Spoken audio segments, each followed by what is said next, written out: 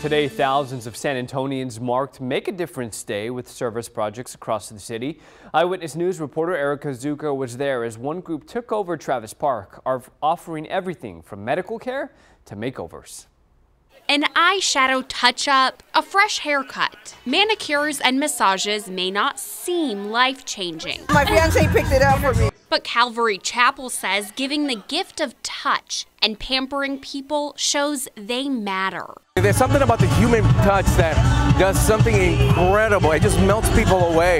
You know, again, the homeless people that live around the area, when they see our guys, our folk, embracing them, they open up and they ask, why do you do this?